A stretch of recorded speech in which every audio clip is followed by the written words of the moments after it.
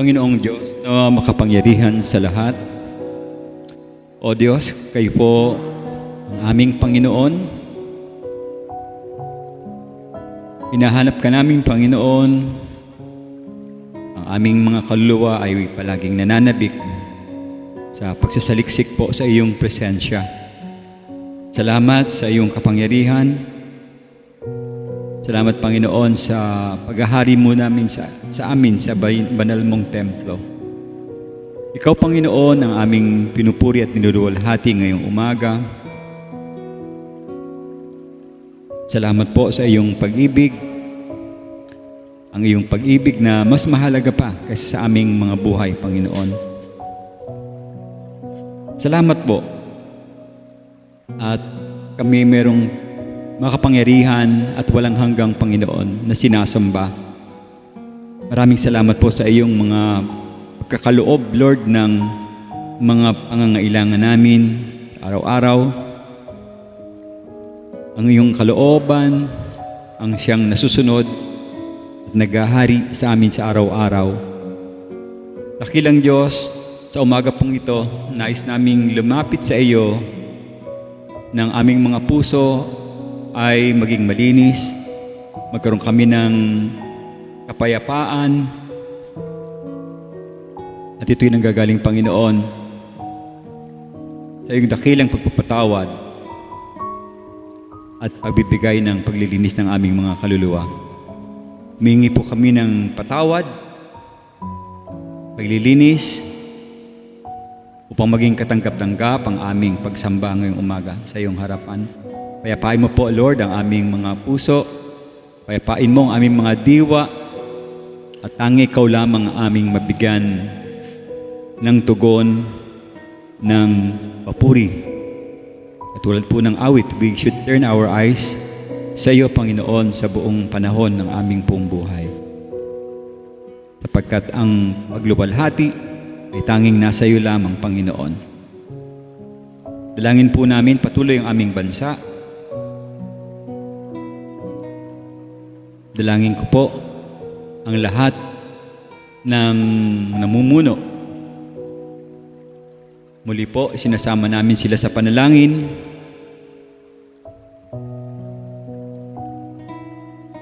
Inihingi namin ng tulong, Panginoon, anuman ang kanilang mga kahinaan, mga bagay na hindi nauunawaan. Dalangin ko, Panginoon, nawa makita nila ang iyong plano, makita nila ang kanilang mga sarili, na hindi talaga dapat sila ang nagpapatakbo ng bayan kung hindi kayo, Panginoon. Panalangin ko po na ang talino sana ng aming mga leaders ay manggaling sa iyo. At higit sa lahat, nais ko pong isama rin yung mga namumuno sa bansa na hindi patunay na nakakilala, nakakatawag sa iyong pansin, Panginoon. Pagkalooban po sila ng biyaya at ng iyong kapangyarihan, na magkaroon din sila ng pagsuko at tamang pagsamba sa iyong dakilang pangalan. Ikaw lang, Panginoon, ang tanging makakalutas lahat ng problema ng bansa. Sa iyo lang manggagaling ang tamang sagot, ang tamang tugon. Kaya po patuloy namin inilalapit hindi lang kami, Panginoon, na mga naglilingkod sa iyo, bagpos dalangin ko po na manggaling din ito sa pamunuan ng aming pamahalaan. Napakaraming problema na ang bawat isa ay apektado. Dalangin ko, Lord, na mawala po itong corruption at mapalitan ito, Panginoon, ng pagtatapat, paglilingkod ng tama at mayroong takot sa iyo, O Diyos. Gayunpaman, suportahan mo po, Panginoon, kanilang mga proyekto na maging tama at maging pabor doon sa mga dapat bagsakan ng tulong na kailangan, Panginoon. At hindi sila magkaroon ng discrimination, and we pray, O God, na ang kanilang paglilingkod ay para sa iyo. Samahan mo rin po ang aming ongoing na ministry, ang simbahan ng mga Lifefield Church. Lord, we pray and sinasama ko po maging ang pastors ng church namin sa Nabotas, sa Pasig, sa Bulacan, sa Cainta, at higit sa lahat sa Dasma, Panginoon, na napakalaki ng kanilang sinusuong na problema ngayon. Samahan mo po si Pastor Raymond na makapanumbalik ang gawain doon, O Diyos. Nabayan mo po sila, bayaan mo po ng tulong ng lakas. Dalangin ko ang kanilang mga kapatid doon, ang aming kapatid, Panginoon, ay magkaroon ng tamang aspeto at manumbalik sa iyo, Panginoon. Mag-alab muli ang kanilang mga puso. Maibalik po yung gawain doon, Panginoon, sa Dasma. Samahan mo rin si Pastor Raymond sapagkat alam namin na meron din silang mga pinagdadaanan ngayon. Gayun din po si Pastor Jomel. Salamat po sa kagalingan ng kaniyang karamdaman. Patuloy ko pong dinadalangin ang pampatnubay sa pagkilos mo sa gawain doon sa Bulacan, maging sa Nabotas, Panginoon, kay Pastor Sunny. Ingatan niyo rin siya at patnubayan din po at pagtibayin ang kanilang mga pananampalataya. Gayun din po yung gawain ni Brother Ron doon sa Pasig tuwing linggo ng hapon. Samahan mo rin siya, O Diyos, na lumago ang mga mananampalataya doon, yung mga inaabot nila, Panginoon, ay maging tama yung kanilang response sa gospel. And we pray din kay Sister Hope na katulong ni Brother Ron doon sa Pasig. Dito po sa Cainta, samahan mo rin kami, Panginoon, sa aming pong patuloy at pananalangin na kami po ay magkaroon ng mga karagdagang kapatid na magsisidalo rito. Samahan mo po kami, bagamat ang aming pananampalataya ay nakasentro sa pag-abot sa mga taong amin pong ipinapanalangin. Balit naniniwala kami, Panginoon, na Ikaw rin ang tutulong sa amin upang maabot sila ng tama sa tamang panahon. At ang iyong salita, O Diyos, ang manguna po sa puso ng bawat isa na magpapahayag ng iyong banal na wika, O Diyos. Samahan mo po aming mga kapatid na maabot namin ang mga hindi pa nakakakilala rin sa iyo. Gamitin mo pong instrumento ang bawat isa sa amin. Pahayag kami ng tama sa aming mga natutunan sa iyong salita. At higit sa lahat, dagdagan namin ang aming panalangin, Panginoon, upang maging tama rin po ang aming paglago.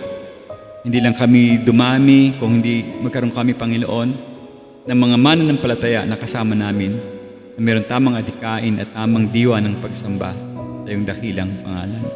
Samahan mo rin po ang aming mga kapatid na mayroong mga karamdaman at patuloy na hinihipo mo, Panginoon, sa kanilang mga karamdaman. Si Sister Sen, si Sister Alice, we continue to pray sa kanila, Lord. Patuloy mo po silang gabayan.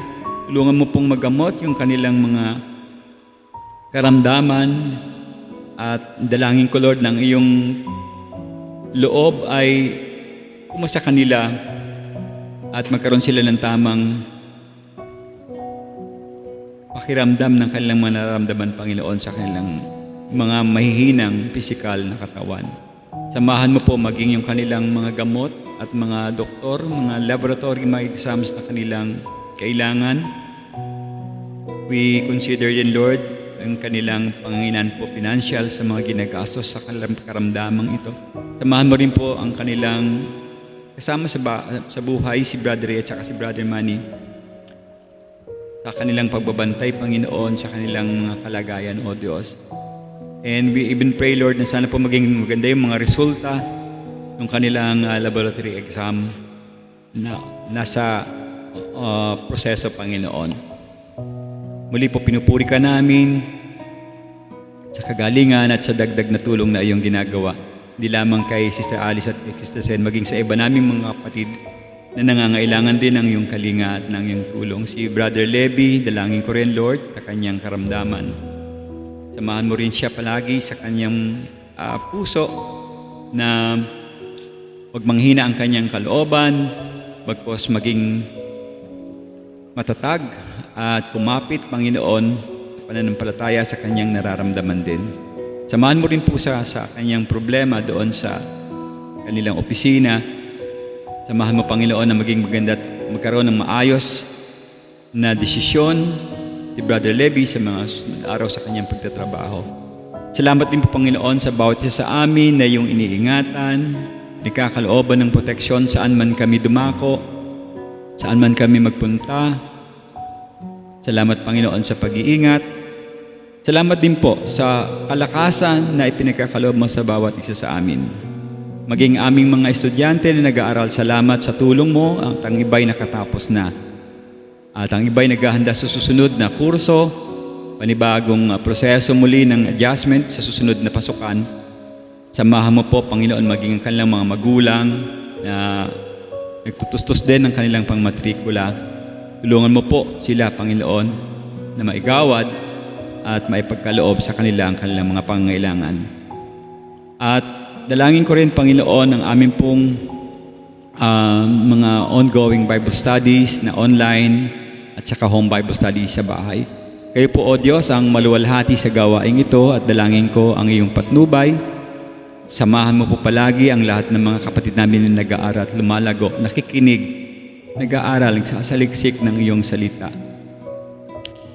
Samahan mo rin po ang mga trabaho, lalo ngayon, Panginoon, na amin pong isa-celebrate ang pagkakaroon ng Father's Day. Hiling ko, Lord, na ang aming mga tatay ay patuloy din na magtiwala sa iyo, patuloy ang kanilang pananalig, paglilingkod, at higit sa lahat, salamat po sa tulong na binibigay mo sa kanila sa araw-araw, O Diyos. Handa mo po ang aming puso't isip ngayong umaga sa aming gawain at sa pakikinig po sa pangunguna sa pagdadala ng mensahe ni Brother Ray.